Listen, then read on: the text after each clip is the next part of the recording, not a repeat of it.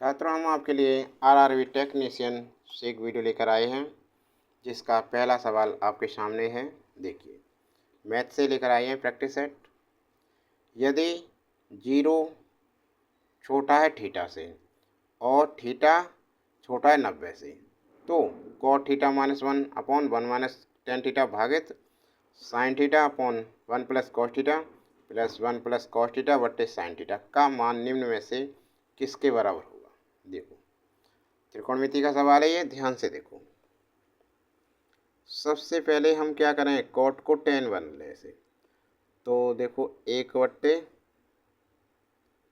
Tan theta minus 1 बट्टे 1 upon 1 minus tan theta हो गया भागित, इससे सॉल्व करेंगे तो साइन थीटा, एलसीएम ले लें इसका, तो 1 प्लस कॉस थीटा और साइन थीटा, ऐसे में इतना आया।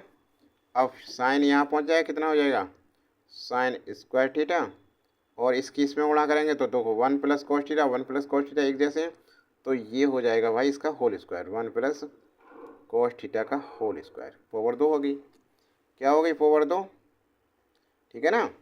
अब देखिए, यहाँ ऐसे में लें तो 10 ऊपर पहुँच जाए तो ये हो जाएगा बराबर 1 माइनस टेन थीटा, ठीक है ना, और ये 10 नीचे आ जाएगा टेन थीटा, और यहाँ है ये 1 माइनस टेन थीटा, समझ में आ रहा है ना, भागित। अब क्या करें, इस वाली संख्या को खोल दें हम, तो देखो ब्रैकेट साइन स्क्वायर थीटा, जब खोलेंगे तो 1a प्लस बी स्क्वायर बराबर क्या होता है, पहले पद का वर्ग प्लस दूसरे के पद का वर्ग प्लस दूना दोनों गुणा, तो 1 का वर्ग 1 plus cos square theta plus दूना 2 कॉस थीटा अपॉन, इसको ऐसे ही रहने दें नीचे वाले को, 1 plus cos theta sine theta और ब्रैकेट बंद, ठीक है ना। अब देखिए 1 माइनस टेन थीटा और 1 माइनस टेन थीटा, ये ब्रैकेट दोनों कट हो गए, ध्यान से देख रहे हो ना। तो यहाँ कितना बचा, 1 बट्टे टेन थीटा बचा, ठीक है, भागित, और इसमें देखो sine square theta plus cos square theta, इसका मान कितना होता है, 1, कितना होता है 1, ये मान हो गया 1, और एक ये कितने हो गए, 2 हो गए, तो ये हो गया 2 plus 2 cos theta upon 1 plus cos theta और साइन थीटा, ब्रैकेट बंद बराबर 1 बट्टे टेन थीटा 1 बट्टे टेन थीटा, इतना ही रहेगा, ये तो 1 बट्टे टेन थीटा ही रहेगा, ठीक है। चाहो तो इसे हम ऐसे कर सकते हैं, इसे हम कर सकते हैं, खोल सकते हैं साइन कॉस में, तो जब साइन कॉस में खोलेंगे तो साइन थीटा बट्टे कॉस थीटा होगा, कॉस ऊपर पहुंच जाए, ये हो जाएगा कॉस थीटा, और ये क्या हो जाएगा साइन थीटा गुणित, नहीं भागित है, ये तो भागित ही रहने दो अभी, भागित, ठीक है ना, और चाहो तो गुणित कर लो, चलो गुणित कर लो, तो ये नीचे का चीज़ क्या पहुंच जाए, ऊपर पहुंच जाए, तो साइन थीटा पहुंच गया साइन थीटा, ठीक है, और ये ब्रैकेट कितना है, ब्रैकेट में 1 प्लस कॉस थीटा, यहाँ देखो इस ब्रैकेट में ये नीचे जाएगा, ये चीज़ नीचे आ जाएगी ना, तो 2 कॉमन हो गया इसमें, 2 1 प्लस कॉस थीटा बचा, और 1 प्लस कॉस थीटा से कॉस थीटा कट गया, साइन थीटा से साइन थीटा कटा, कितना बचा, ये बचा भाई कॉस थीटा अपॉन क्या बचा नीचे 2, तो कॉस थीटा बटे 2, ये आंसर आ गया हमारा। विकल्प देखो कौन सा सही है, तो विकल्प जो हमारा ए है बिल्कुल करेक्ट आंसर है। समझ में आ गया सवाल, ओके। अगला सवाल देखो, तो अब देखो दूसरा सवाल, नीचे दिए गए त्रिभुज के एम एन में पी क्यू एम एन के समांतर है, पी क्यू एम एन के समांतर, यदि के पी पी एम बराबर 4/13 और के एन यहाँ से यहाँ तक कितना दे रखा है, 20.4 सेंटीमीटर, तो के क्यू ये वाला कि क्वेश्चन मार्क लगा दो, पूछ रहा है इसे, ठीक है ना। तो समांतर रेखा से होकर जाने वाली प्रत्येक त्रि की रेखाओं समांतर रेखा समान अनुपात में विभाजित करती है। सॉल्यूशन,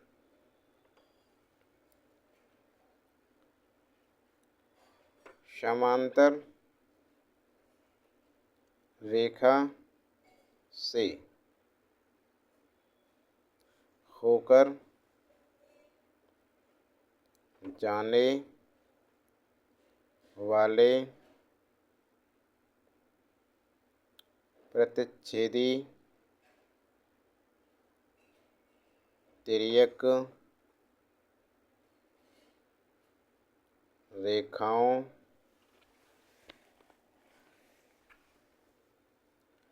को समांतर रेखा समान अनुपात में विभाजित करता है। इसलिए P Q parallel M N तथा के एम व के एन क्या है? तिर्यक रेखाएं। तिर्यक रेखाएं कैसी हैं? तिर्यक रेखाएं। तो देखिए क्या होगा,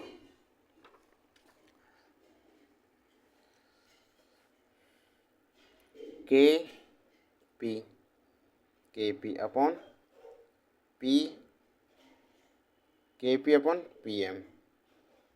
एम बराबर के क्यू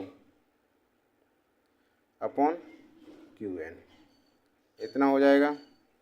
अब के पी अपॉन पी एम कितना? 4/13 दे रखा है, 4/13 हो गया। के क्यू तो निकालना ही हमें, के क्यू। अब क्यू एन क्या है? क्यू है ना के एन माइनस के क्यू। तो के एन कितना है? 20.4 में से क्यू एन निकालनी, तो पूरी 20.4 में से के क्यू घटा दो, माइनस के क्यू, ठीक है। अब देखो इसे क्रॉस गुणा करो, तो देखो 13 के क्यू बराबर 4 चौक 16.16 आ गया, 4 दूनी 8, 81.6 माइनस 4 के क्यू। इसे इधर लेके आए तो 13 के क्यू माइनस से हो गया प्लस 4 के क्यू बराबर 81.6, और भाई ये हो गया 17 के क्यू 81.6, और भाई के क्यू बराबर 81.6/17, ठीक है ना। अब भाग लगाओ 17 का 81.6 में, तो 17 चौका 4 7 68, 4 7 28, 17 चौका 68, घटाए 11 में से 8 गया 3, यहाँ रह गया 7 में से 6 गया 1, पॉइंट उतार लेना यहाँ, 6 आ गया यहाँ। अब 17 8 8 7 56, 8 और 7 कितने हो गए? 8 7 56 का 6 5 आए, और 8 और 5 13, ठीक है ना। तो कितना आया? 4.8 के क्यू बराबर 4.8 आंसर। अब देखो विकल्प कौन सा सही है हमारा? विकल्प डी बिल्कुल करेक्ट आंसर, विकल्प डी करेक्ट आंसर हो गया ना। अगला सवाल देखो, अब इसे देखो, तीसरा सवाल। एक समबाहु त्रिभुज की ऊंचाई 12 सेंटीमीटर है, त्रिभुज का परिमाप ज्ञात कीजिए। त्रिभुज का परिमाप देखिए, सॉल्यूशन, समबाहु मीन्स सभी भुजाएं बराबर हो, समबाहु त्रिभुज की ऊंचाई कितनी दे रखी है? 12 सेंटीमीटर दे रखी है। ठीक है ना। प्राइस तो फॉर्मूला होता है √3/2 गुणा भुजा गुणा भुजा। समबाहु त्रिभुज की ऊंचाई का सूत्र ये है, फॉर्मूला √3/2 गुणा भुजा। ठीक है ना। अरे समबाहु त्रिभुज ये हो गया, ये तो ऊंचाई ये है, ये वाली, इसका फॉर्मूला है। ठीक है ना। कितना? ये 12 सेंटीमीटर। अब भुजा निकालेंगे हम, तो भुजा कितनी होगी? भुजा बराबर 12, 2 ऊपर पहुंच गए, √3। ठीक है ना। अब इसे हम कैसे काट सकते हैं? √3 से ये कटेगा 4√3 बार, तो ये आ गया 8√3।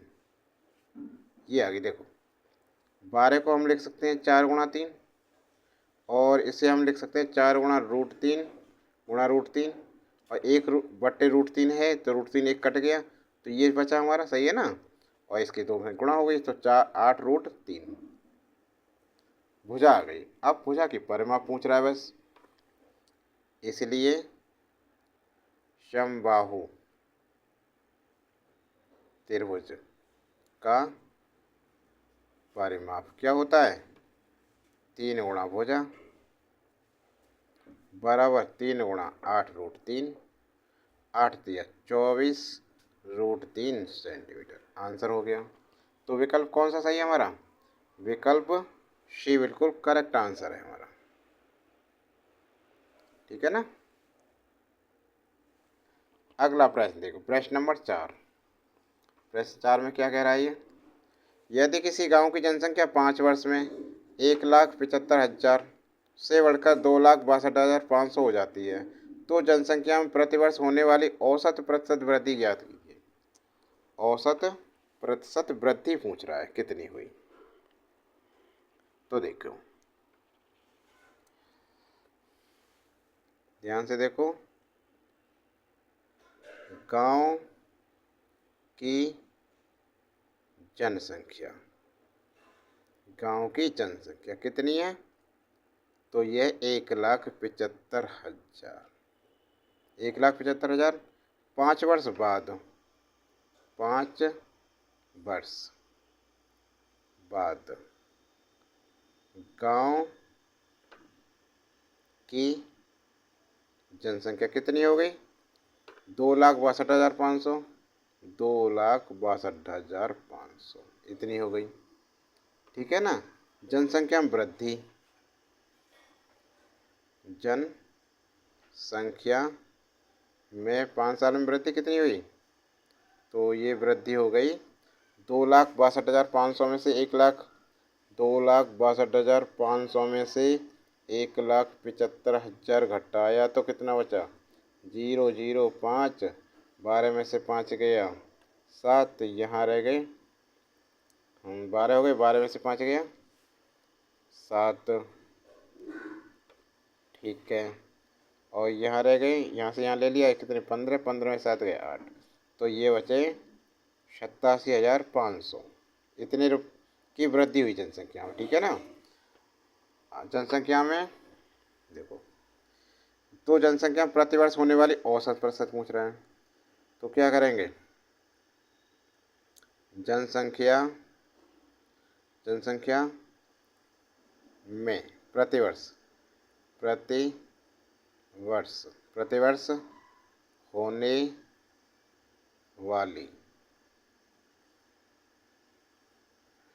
होने वाली औसत वृद्धि कितनी हुई? बराबर 87,500। ठीक है। 5 साल में तो बढ़ी 5, तो इसका भाग लगाओ। 5 1 5, 3 बचे 37 हो गए, 5 7 35 हो गया, 35 36 37 2 बचे, 5 25 हो गया, 5 25 और 2 1750। अतः प्रतिशत वृद्धि, प्रतिशत औसत प्रतिशत वृद्धि पूछ रहा है, तो प्रतिशत वृद्धि कितनी हुई? 17,500, 1750 नहीं है, 17,500 है। 17,500 में 1,75,000 से क्या करें, भाग और गुणित 100 कर दें। ठीक है ना। अब देखो 1 2 3 1 2 3, 175 से कितनी बार कटा, 10 बार। ये तो ये कितना हो गया, 10%। आंसर आ गया। अब देखिए कौन सा विकल्प सही है हमारा, तो भाई विकल्प सी बिल्कुल करेक्ट आंसर है। ठीक है ना। अगला सवाल देखिए, सवाल नंबर 5। दो व्यक्तियों की आय का अनुपात 7:5 है और उनके संगत व्ययों का अनुपात 9:7 है। यदि वे क्रम से ₹1700 और ₹1100 की बचत करते हैं, ₹1700 और ₹1100 की बचत करते हैं, तो प्रत्येक व्यक्ति की संगत आय ज्ञात कीजिए। इसे कैसे करेंगे, देखो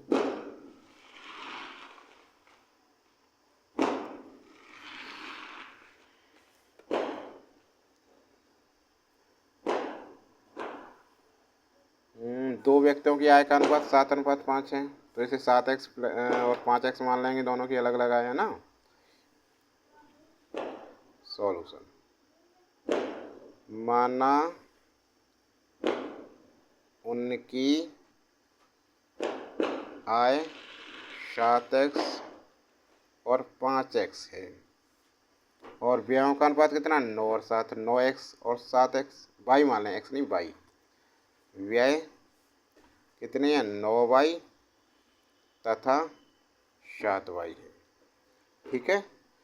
चूँकि आय क्या होती है, आय बराबर होता है व्यय प्लस बचत, दोनों को जोड़ दो तभी तो होगा, आय बनेगी।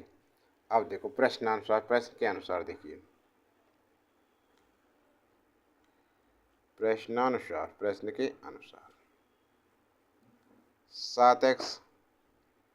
7x में से आय घटा दो 9x पहले की। ठीक है ना। तो यदि इतने रुपये बचाता है तो कितने बचे इसके, 1700 रुपये। पहला इक्वेशन बन गया। दूसरा 5x माइनस 7x, इससे करें तो कितना होगा, ये 1100 बराबर आएगा 1100। समीकरण 2, इसको हल करें। तो हल करने के लिए क्या करेंगे, समीकरण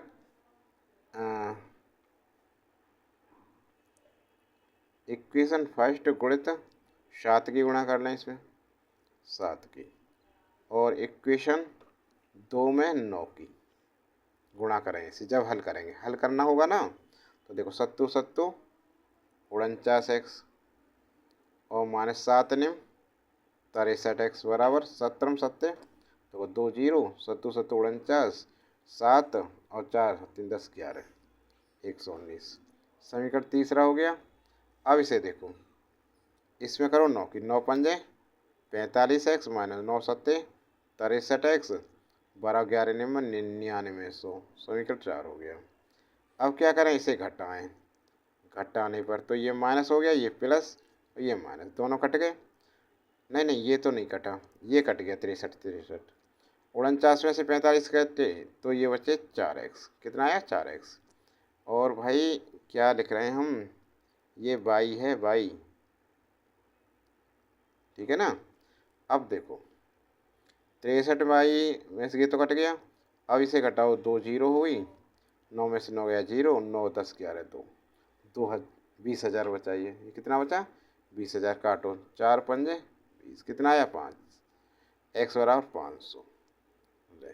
500 रुपया आया x का मान, आंसर आ गया। अब क्या कह रहा है, तो प्रत्येक व्यक्ति की, तो एक का तो आ गया। और दूसरा संगत आय ज्ञात कीजिए। प्रति व्यक्ति की संगत आय पूछ रहा है, बस इसी से कर लेंगे। एक्स का ही तो मान ज्ञात करना है, वो तो व्यय है भाई, तो इसलिए प्रत्येक